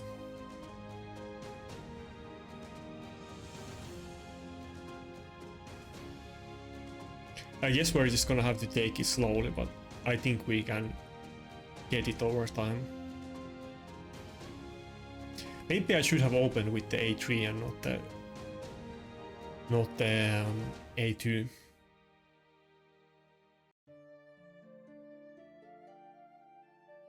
Does he have a lot of polymorph in his team?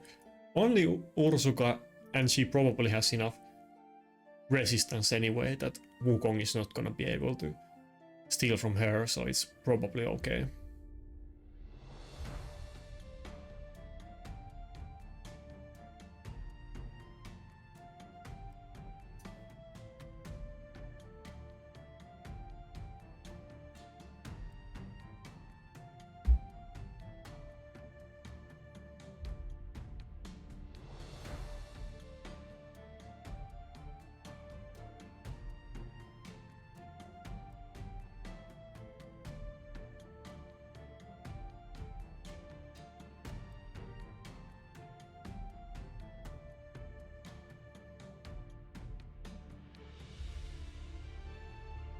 Okay, next turn, maybe I should have protected himself, but next turn he's kind of susceptible to petrification, but maybe it's okay even if he does get petrified. Duchess is in full HP and Wukong is gonna get self-revived anyway, so... okay, I think at this time... Wait, I don't... Okay, let's just do it. Next turn I won't have attack buff anyway, so let's just use it now. Damn, the Ursuka is very tanky, it's not really taking a lot of damage. I have to really take my time in this fight.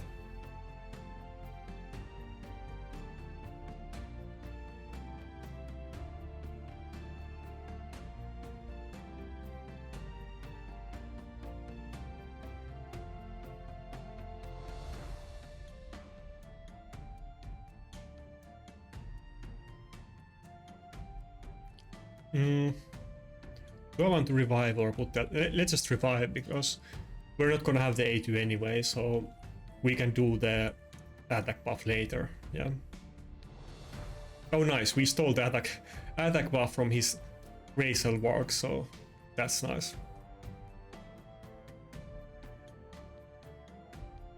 Yeah, it's a very slow fight, but honestly, even though he probably has more tanky team than me, or like on paper at least, but my Nuker is more tankier than his, and I don't think his Nuker can kill my Reviver, but my Nuker can definitely kill his Reviver, so I think it's just a matter of time, but we're gonna win at some point.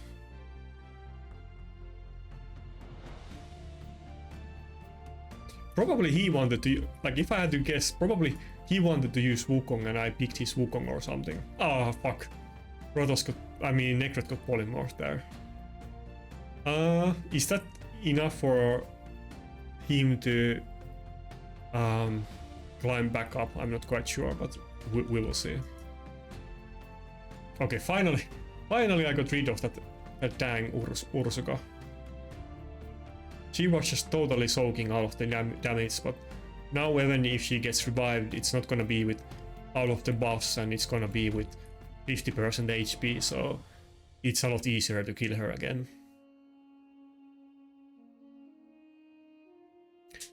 I should almost consider putting my UDK into Life Harvest, to be honest, because Even though Polymorph is so insanely good, but he does start out in his Stone Skin. Yeah, I'm not quite sure. I need to think about it. In some of these fights, though, Life Harvest would be very good in the like long run. But I think if I just have one champion with Polymorph in my team, then people are gonna use a lot more debuffs against me, so I'm not quite sure. I need to think about it. But maybe I will switch him to Life Harvest at some point. Yeah, I should at least give it a go. And then just change back away from it. I'm getting those free CC gems, so I might as well like live as a baller and spend a little bit games that go to kind of waste, but it doesn't matter to me in the end really, so.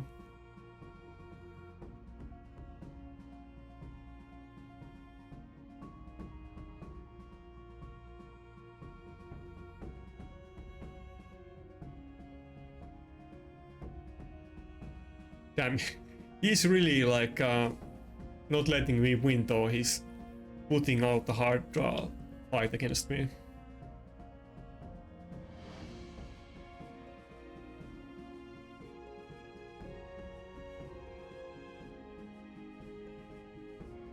Wukong is so nice in a tanky team like this because I don't even have to worry about how fast my Duchess is and does she get to revive back, and maybe she's not fast enough so that even if I get some kills but then my Nuker dies and then there's a lot of time in between until it's back, and by that time enemy's gonna have all of the cooldowns back and I'm not able to kill them. But it's almost pointless to even revive him most of the time because he's gonna get revived at full turn meter and health anyway, so it's better to save it for the other champions, and it gives me a lot of more playtime on my Nuker. But that is a really tanky Ursuka though, like I'm having such a hard time killing her.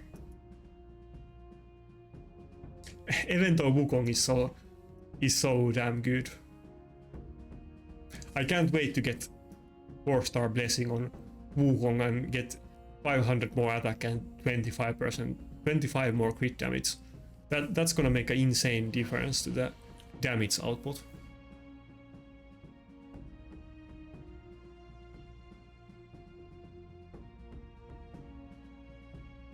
Oh nice. Ursuka got polymorphed. I think, yeah, that's definitely gonna seal the deal.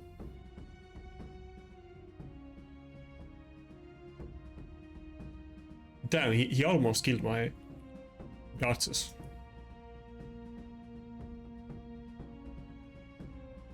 Oh, and then UDK got petrified. I probably should use the revive now because Duchess might not get another turn, so even though Wukong didn't get revived at full HP now, and turn meter, but we got the Nakarada up as well. Damn, this was really close one. This wasn't an easy fight at all. But if we can finish this fast, like assuming that we can even win, but in either case, if we can finish this fast, then we could still do one more fight, so I need to hurry up and maybe still take it. I mean, I guess I only need to kill this Razelwarg, but I could weak hit on her. Yeah, I still have to hit the Ursuka. I don't know if I have enough damage to do it. I don't have attack buff. Okay, good. Yeah, still 200k though, so never mind. I guess the Python passive was doing a big work here because he does have a lot of buffs on his team and I wasn't really doing a lot of damage on the Ursuka.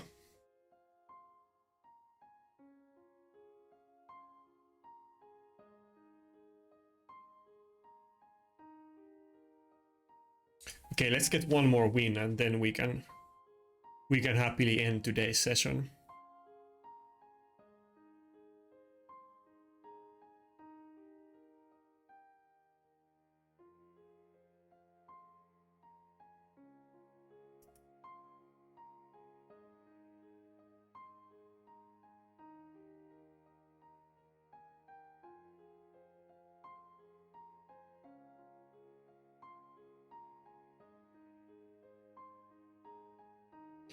Husky posted picture about his battle log, and well, I guess yeah, I guess he took the picture too early, and it doesn't show the fight that we also lost to him, but we were the only one that was able to win against him today, so we can flex with that. And I'm sure all of the other accounts that he fought were very good as well. I mean, I don't know this account, but those other accounts I'm definitely familiar with, so I mean, it's not a big deal. We kind of got one lucky win, but I need to get my enjoyment out of it, so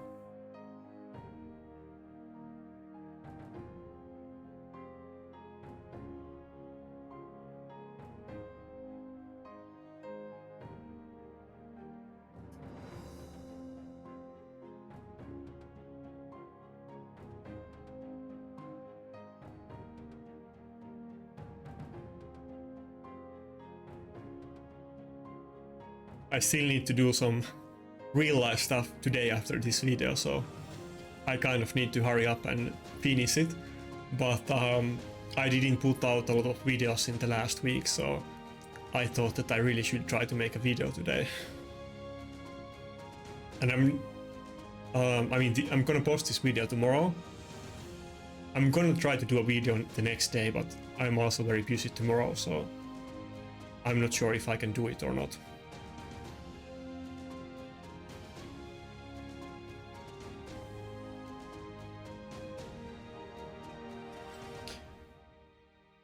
We're gonna have to go with Staldus, and he has to, like, they are not like Duchess or Sifi, they are not as tanky, but he does have an insane amount of heals with those revivers.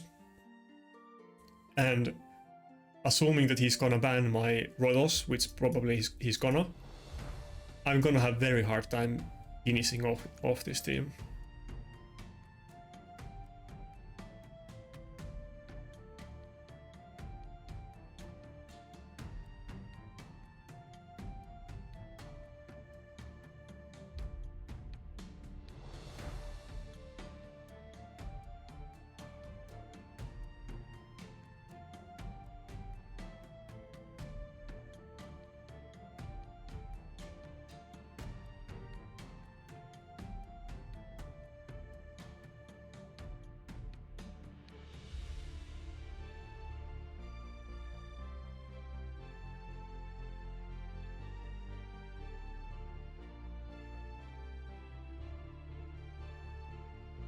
I don't know how, but a bee got inside my apartment. I've had my windows open, but it has this like a bee net, but maybe there's some way that it got in through it. There's no other way that there can be a bee inside my room.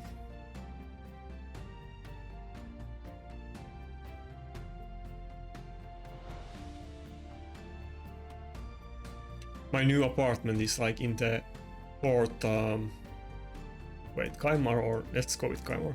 My new apartment is in the fourth floor of the building, so there is just no way that the bee got in here from anywhere except the window, but I do have the bee net, or like the fly net, so I don't know how it got in. But there's no way that I got a bee inside my apartment through the actual door. There's just no way.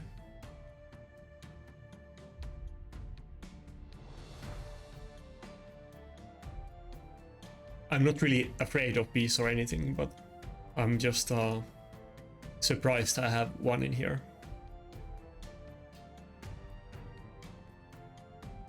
I guess it differs from people to people, and some people are allergic to them as well, but I mean, I have been stung by a bee before and it wasn't that big deal, so sometimes, honestly, I don't know if like some mosquitoes are just like plagued or something, but sometimes mosquito bites are a lot worse than the bee bites that I have gotten, or the bee stings, so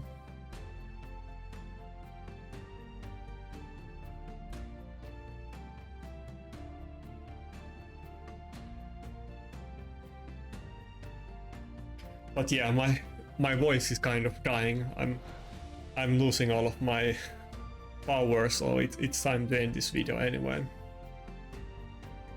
If I didn't have like some real life things to do, I would definitely try to make another video, like one of those.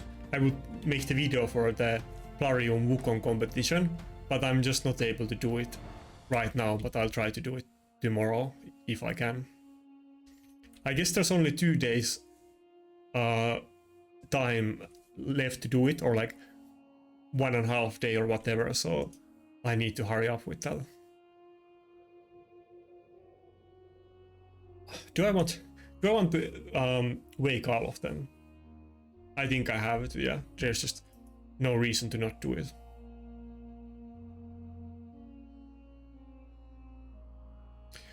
Too bad that we don't have the life harvest in this fight. I think it would have actually been very important to have it instead of polymorph on UDK. The thing is just that I really struggle against Harima teams, and polymorph is one of those few ways that I may be able to win against Harima team. If they taunt my team and UDK polymorphs them, then that can be a win condition for me, or it is a win condition. If my Rotos just can get a turn, then I'll pretty much win if it happens.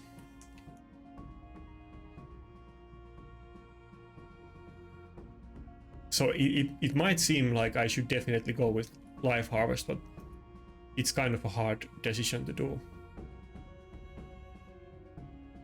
But yeah, I went with Kaimar in this fight because I was kind of expecting that both of our teams are gonna be very tanky, and that he was gonna ban my Rotos, and I really wanted to get some extra damage in my team, so that's why I went with it, even though he's not using a lockout, and you know that my Kaimar is in a resistance build.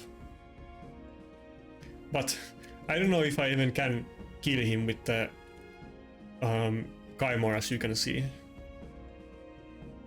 Even though I'm kind of getting a lot of kills, but he has an insane amount of heals in his team, and everybody is just getting healed to full every time they take a turn, so. But I'm also stacking the damage and speed from status masteries, so it's not like I'm not gaining anything from these skills. It's still definitely helping me, and we can see that his Python isn't that tanky, and I can almost one-shot him with status, so I think I probably can win this one. But if he had really tanky revivers, it might be impossible to win, but he probably has them a bit faster and not that tanky.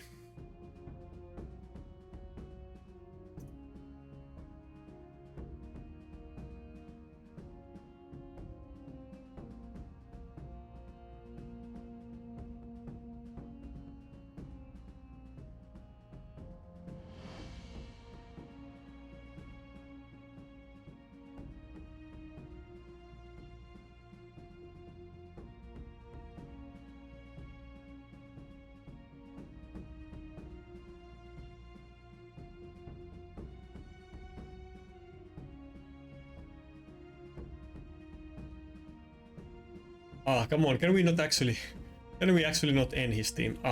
Again, kind of unfortunate timing with the sleep, but it was still worth to use it to remove all of the debuffs, the buffs on his team, so.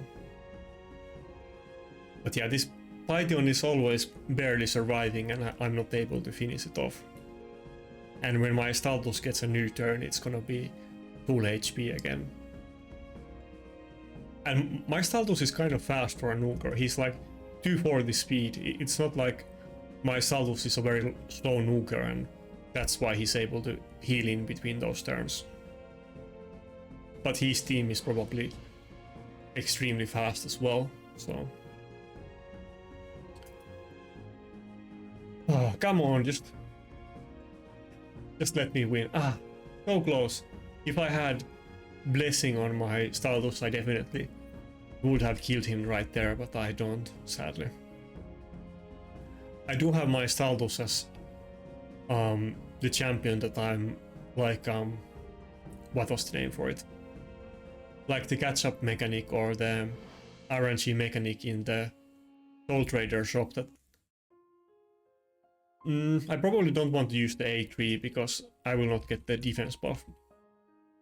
But I have the 2x like chance to get blessings enabled on Staldus, but that's not really a guarantee that you're gonna get one.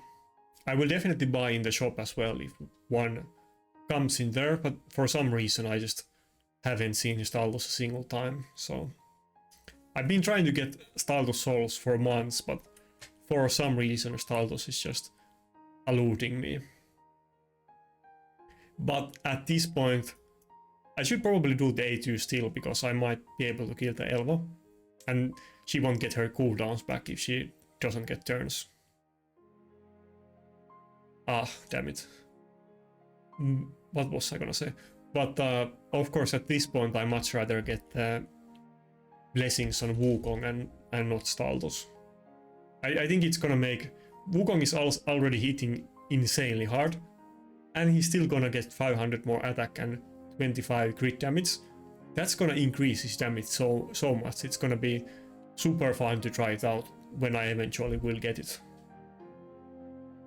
And that's the nice thing about blessings, that you're definitely bound to get what you want eventually, even if it takes a long time.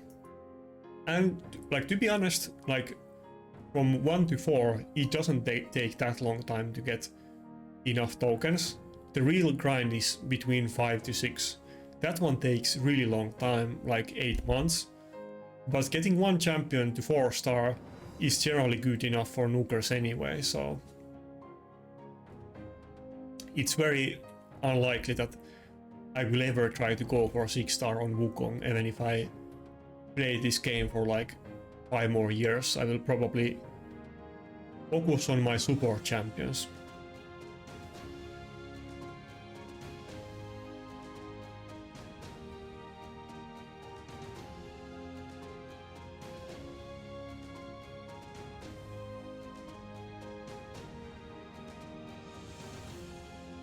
Come on, just let me win. This is so hard fight to finish.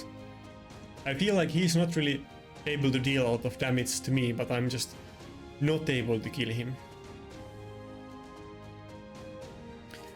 And you wonder why, if you saw my videos before, I was always complaining that I need just one good nuker and I will do so much better. And you saw the other fights I did where Wukong destroys some really hard teams, and then even against a team like this I'm having incredibly hard time killing it off with Staldus. But if I had Rotos or Wukong in this fight, Wukong would, like, even without attack buff, he would kill all of his team in one A2, even without attack buff. And Rotos would of course one-shot everybody every turn as well, unless he like weak hits on the Python. But that's how huge difference a good champion makes. And then think about stuff like Lockout or Maritska and so on. Those kind of champions, even though they are support, they make equally big difference, or maybe even more difference sometimes. So having those key champions is very big deal. Of course, having good gear definitely helps, but you can only get so far with gear. You will eventually need some champions as well.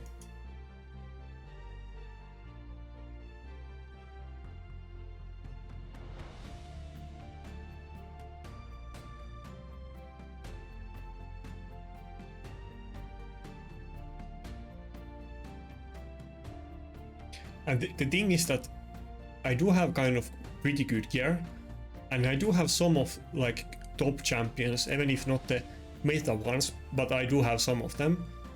So I'm kind of in the like crossroads that if I just get lucky and I get a couple of the meta champions, then my account will be like total top tier. But it is super RNG to, like, let's say that I want to get Taras and Maritska. Who knows if I can ever get them? It's so RNG that you can't really, you can't will it into existence. But if I had Taras and Maritska, like, I guarantee you I would be finishing top 20 every week in Classic Arena, and definitely a lot higher than that, and I will definitely get my trophies as well. But that's just how it is.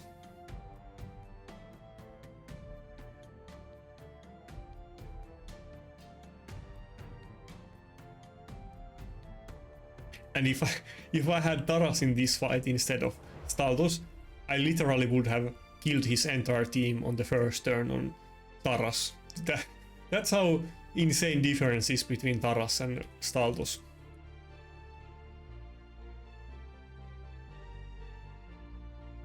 I mean, something like, of course, some other champions could do it as well. Wukong could one-shot this team, Baron could one-shot this team, and Georges could one-shot this team as well.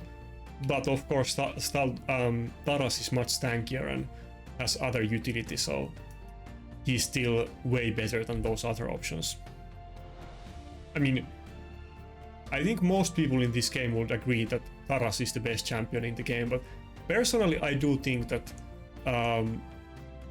let's go for the A3. Personally, I do think that Maritzka is kind of underrated, and I think it's kind of close call between Taras and Maritzka that which one is more OP. But I think most of the top arena players actually disagree with me, and they think that Taras is significantly better than Maritzka. But I think you can argue for either one of them being the best champion in the game.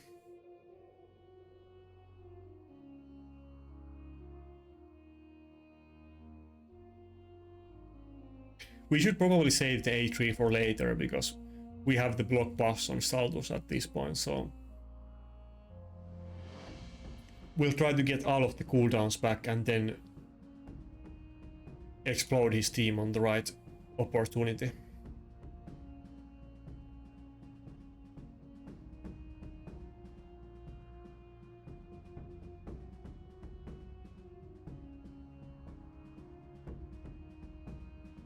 I think I should use the A3 just to get heals on UDK.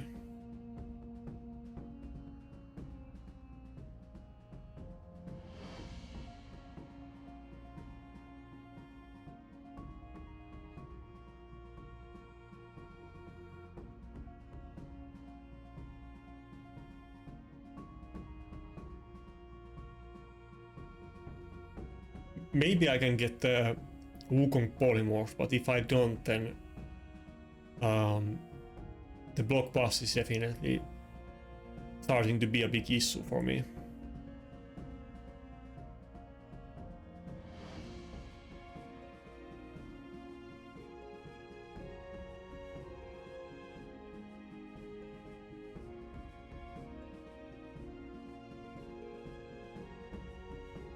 Okay, that's bad. This is not good. Can I still get the turn on Duchess? Can he tank a hit? She might have to tank multiple hits. If Cardinal crits now, I think I'll... Oh, he got ally attack. Okay, it's over. Yeah. It is what it is. I mean, we can clearly see from the fight that my team is much tankier than his team. And like, I have advantage in the gear. But the issue here is the Nuker department. Staldos just didn't have enough damage to kill his team. And yeah, he just happened to got the better Nuker, and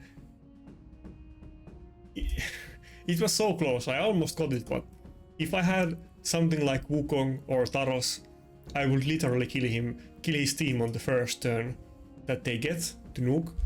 But it's a huge struggle with Staldos, but it is what it is. Good for him for getting the win.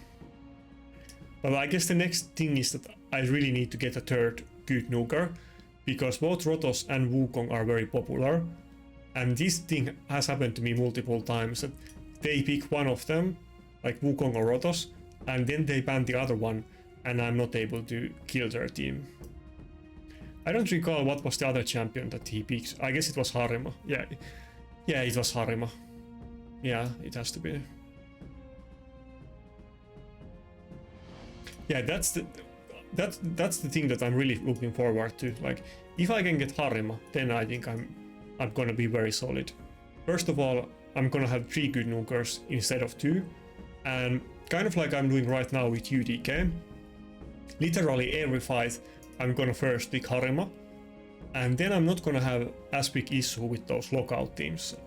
I will have easier time just banning the lockout because they don't have Harima in their team, and even if they pick lockout and UDK, it's not a big deal compared to lockout and Harima. In that situation, I'm just gonna ban the lockout and wait a couple minutes until I can kill the UDK, but those fights will definitely be a lot better for me than this.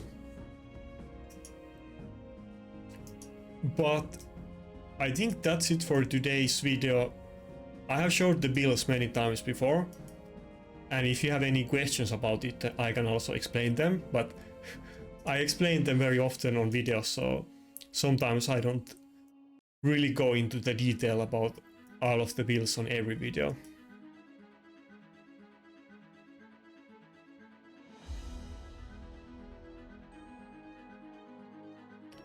But anyway, that's it for today's video, and good luck in live arena.